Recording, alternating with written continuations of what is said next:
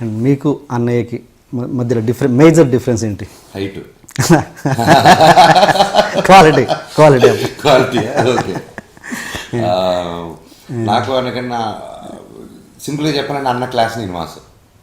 అది అందరికీ అర్థమైపోయింది. అది కాకుండా లైక్ విశ్రామ వచ్చేసి proper like he takes care of dads colleges కానీ ప్రతిది కానీ అన్న చేసుకుంటాడు. అండ్ సపరేట్గా అన్న కూడా ఇంకా బిజినెసెస్ కాలేజెస్ ఇవన్నీ హ్యాండిల్ చేస్తారు. Is multi task. ఈజ్ ఇంటి బిజినెసెస్ అవి చేస్తారు. నన్ను అంటారు మా ఇంట్లో, చూసుకోండి నువ్వు చూసుకోవచ్చు కదా డాడీ అంటారు. నువ్వు చూసుకొని తిరుగుతూ ఉంటారు, మైక్లో కూడా అంటారు వీడేది చూసుకోండి ఇంట్లో అనేది. ఆల్రెడీ ఉన్న దాంట్లో చూసుకోవడం నాకు అసలు కిక్ లేదు. అన్న హ్యాపీగా నెంబర్ 1గా చూసుకుంటున్నాడు, మళ్ళీ నేను కూడా దూరం చూసుకుంటాను దాన్ని. సో అందుకనేసి నేను ఎప్పుడో ఇంటర్ నుంచే ఫిక్స్, ఇది అన్నది, అన్న చూసుకుంటాడు, నేను యాక్టర్ని, నేను యాక్టింగ్ సైడ్ ఇది చూసుకుంటాను. అండ్ నేను only my total focus is acting. నేను ఇట్స్ టెక్నికల్గా కానీ ఇటు కానీ సినిమా కానీ స్క్రిప్టింగ్ కానీ ఒక సినిమానే నా ప్రపంచం. అండ్ సినిమా తర్వాత నా ఫ్యామిలీ అండ్ నా friends. This is my life simple. ఇంక దాంట్లో ఎక్కువ బిజినెస్లు పెట్టి ఇంక ఎవరికి టైం ఇవ్వకుండా అయిపోతుంది లైఫ్. మీ ఇద్దరు కాంబినేషన్లో మూవీ ఎప్పుడు ఉండొచ్చు అంటారు? మంచి స్క్రిప్ట్ వచ్చినప్పుడు అండి. ఇట్స్ ఆల్వేస్ అప్పుడు right script and right director వచ్చినప్పుడు డెఫినెట్గా చేస్తాం. ఓకే, మన శౌర్య సినిమాకి వస్తే మీరు దశరథ్ గారు ఇంతకుముందు శ్రీ సినిమా చేశారు. అది అంతగా పెద్దగా ఆడలేదు. తర్వాత మళ్ళీ దశరథ్ గారికి కలిసి పనిచేయడానికి మేజర్ మిమ్మల్ని అట్రాక్ట్ చేసిన పాయింట్ ఏంటి? స్క్రిప్ట్ అండి. Main script and first appointment ఇచ్చిన కారణం మెయిన్ ఏంటంటే నాకు is a very good technician. ఆయన మంచి డైరెక్టర్. అండ్ మాకు అంతకంటే ఎక్కువ నాకు అనుబంధం ఆయన ఉంటే. సో ఆయన సక్సెస్ ఫెయిల్యూర్ ఇవేవి నేను చూడలేదు. మెయిన్గా నేను చూసింది ఎప్పుడు మామూలుగా చూసేది ఒక మనిషి హార్డ్ వర్క్ చేస్తే కరెక్ట్ స్క్రిప్ట్ అన్ని పడినప్పుడు వస్తుంది, ఆ టాలెంట్ ఉన్నప్పుడు. And is a talented director. ఈ మేబీ ఈ didn't get right scripts in between అంతే. అండ్ నాకు కూడా I didn't get right scripts in one between. So ఒక ఆయన ఫోన్ చేసి ఫైట్స్ లేదు, కొత్తగా ట్రై చేశారు మనోజ్ అనగానే నాకు అర్థమైంది దశరథ్ గారు సంథింగ్ న్యూగా ట్రై చేస్తున్నారు. సో నన్ను ఫైట్స్ లేకుండా అడిగారంటే ఏదో కొత్తది పెట్టుకుని వచ్చాను, స్ట్రాంగ్ పాయింట్. ఇమీడియట్గా రండి అని చెప్పేసి ఇమీడియట్గా విని హాఫ్ అన్ అవర్లో ఓకే చేశాను స్క్రిప్ట్. 1 సిట్టింగ్లోనే చేసి అదిరిపోయింది. గురు నాకు యాస్టీస్ తెర మీద ఎక్కియండి, నేను ఇంకేం అడగను. అదొకటే మేము ప్రివ్యూ రోజు అడుగుతాను నాకు డౌట్స్ ఉంటే, అప్పటివరకు ఇదే ఎక్కింది నాకు అని చెప్పొద్దు. కానీ షూటింగ్ టైంలో కూడా నాకు ఏదైతే చెప్పాడో అదే తీసుకెళ్లారు. ఫైనల్గా నాకు అద్భుతమైన సినిమా తీసి పెట్టారు. నాకు నేను సాటిస్ఫై అయ్యేంత సినిమా. మీరు మేజర్గా ప్రతి సినిమాకి మీరు మేజర్గా ఇంపార్టెన్స్ ఇచ్చే పాయింట్స్ ఏంటి? ఒక సినిమా మీరు ఓకే చేయడానికి ఏది ఇంపార్టెన్స్, ఏది ఎక్కువ? ఐ డోంట్ నో, నాకు క్వశ్చన్కి ఆన్సర్ చేయలేకపోవచ్చు అప్పుడు మూడు బట్టి. అంటే ఇట్స్ ఆల్ సినిమా అనేది ఇట్స్ అన్ ఎమోషన్, ఇట్స్ ఇది you have to try. So నేను మామూలుగా ఇప్పుడు నెక్స్ట్ ఆల్రెడీ రెడీగా ఉంది. సో ఇప్పుడు దాని మీద దిగిపోతాను. అది జరిగేటప్పుడు ఇంకోటి ఏదైనా 1 or 2 వచ్చింది అనుకోండి, నేను హోల్డ్ చేస్తాను ఇమీడియట్గా. ఇది పని చేస్తే అది పని చేయలేను. సో ఎప్పుడైనా గ్యాప్ దొరికినప్పుడు అది వింటాను. So I keep working on that. అంటే బ్యానర్ కానీ డైరెక్టర్ కాంబినేషన్స్ ఇలాంటి వాటికి ఫస్ట్ నుంచి అంటే దట్స్ సక్సెస్ఫుల్ ఫార్ములా. నాన్నగారు ఫస్ట్ నుంచి, నాన్నగారు కానీ నా వెల్ విషెస్ కానీ ఇండస్ట్రీ పెద్దవారు కానీ నువ్వు పెద్ద డైరెక్టర్తో చేయాలి, ఈ కాంబినేషన్ ఏముంది, ఇది పలానా ఒక బడ్జెట్తో ఇలా చేసుకో, పెద్ద డైరెక్టర్ని పెట్టుకో, హీరోయిన్ పెట్టుకో, ఈ సెటప్ ఉండాలి మనకి, సో ఈజీగా ఉంటుంది అనేస్తే నాకు చిన్నప్పటి నుంచి ఒక ఇది ఉందనమాట. నేను కాలేజ్ స్కూల్లో ఉన్నప్పుడు చిన్నప్పుడు ఎవరైనా సిల్వర్ స్పూన్ అంటే కాలిపోయింది నాకు. అంటే నీకేం తెలుసు ఈజీగా వేస్తావు సిల్వర్ స్పూన్. నాకు మార్కులు సరిగేటట్టు సిల్వర్ స్పూన్ కదా మార్కులు రావట్లేదు. మార్కులు రావడానికి సిల్వర్ స్పూన్కి ఏమైనా సంబంధం ఉందా అని వాళ్ళు టీచర్స్కి అది చిన్నప్పుడు బాగా ఇది చేసేవాళ్ళు.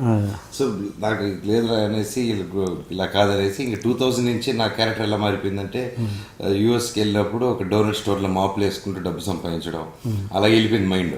సో నో, ఏ పని చేసి మన డబ్బు. అండ్ రేపు నేను సక్సెస్లో వచ్చేసిన తర్వాత నాకు వైఫ్ ఉంది ఈరోజు. ఇది వైఫ్ రాకముందు థాట్. అండ్ రేపు పిల్లలు పుట్టారు. వాడు టక్కన నాన్న ఇది నీ ఫుడ్డా డాడీ ఫుడ్డా అని అడిగితే, ఇది నీ ఫుడ్డా తాత ఫుడ్ అని అడిగితే నా ఫుడ్ రా ఇది అని చెప్పాలని నాకు ఆశ నాకు. సో అది చెప్పాలంటే నా గేమ్ నేనే చేసుకోవాలి. అందుకోసమే నేను నా కొత్త వాళ్ళతో కానీ వీళ్ళతో కానీ దట్స్ మై జర్నీ. ఇప్పటికీ అంటారు అది కరెక్ట్ కాదమ్మా, ఇప్పటికీ మించిపోలేదు నువ్వు ఇది చేయంటే, ఇప్పటికి నాకు మించిపోయాను. I'm very and the happiest person నేను. నాకు రేపు సినిమా రిలీజ్ అవుతుందంటే ఈరోజు గర్వంగా ఉన్నా కొత్తది ట్రై చేశారని చెప్పి. ఒక దానిలో స్టక్ అవుతారు. So it's my battle and it's my and I'm loving my journey. Family గురించి మాట్లాడాం కాబట్టి సపోజ్ ఇదే మంచు మనోజ్, ఇదే ఎనర్జీతో ఉన్న మంచి మనోజ్, ఇదే యాటిట్యూడ్తో ఉన్న మంచి మనోజ్, ఇదే టాలెంట్ ఉన్న మంచి మనోజ్ సపోజ్ మోహన్ బాబు గారి ఫ్యామిలీలో కాకుండా ఇదే ఫిల్మ్ ఇండస్ట్రీలో ఉంటూ మోహన్ బాబు గారి ఫ్యామిలీ కనుక పుట్టి ఉండకపోతే ఇప్పుడు అతని జర్నీ ఎలా ఉండేది? ఇలాగే ఉండేది అనుకుంటా.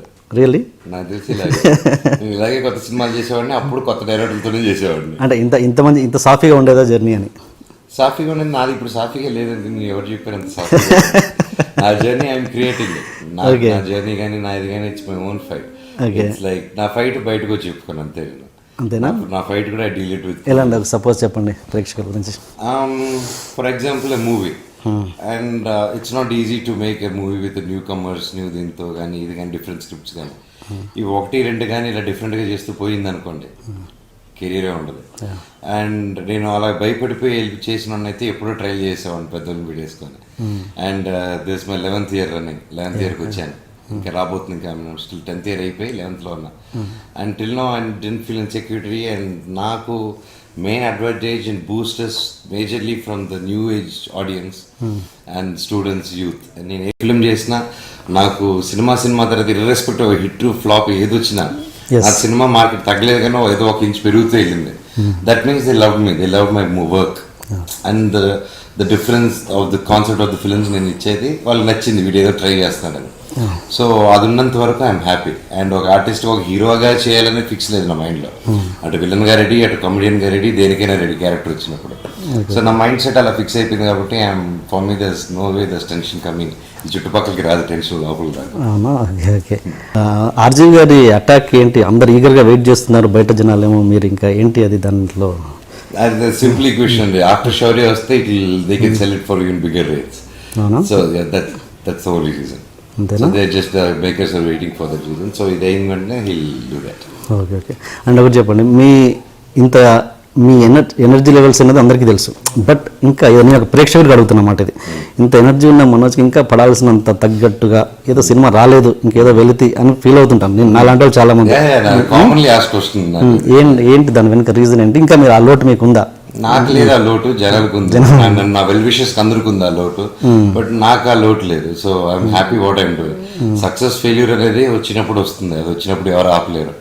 So the range of success as long as నన్ను తిట్టుకోకుండా నేను చేసిన సినిమాలు అబ్బా అనకుండా ఉంటే చాలు, అప్పుడు అనకుండా కాపాడుకుంటూ వస్తున్నాను.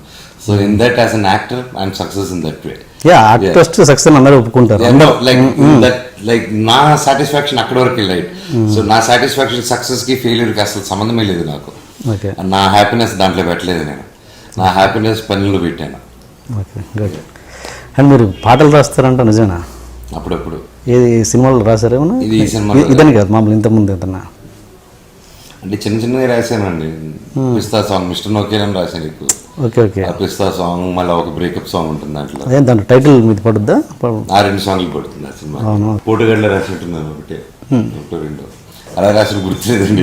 ఏదో ఆ సిచ్యువేషన్ లిరిక్ రైటర్ దొరక్క టైం అయిపోయి లాస్ట్ నుండి షూటింగ్ వెళ్ళి అలాంటి సిచ్యువేషన్ రాసిన తప్ప దీర్ఘంగా కూర్చొని రాసిన మాత్రం లేదు నేను. ఇది ఏమంటారు, ఫర్ సిచ్యువేషన్ తప్పక చేస్తారంటారు చూడండి, కరెక్ట్ సమయం దొరకట్లేదు నాకు. సో అలాగే అనమాట.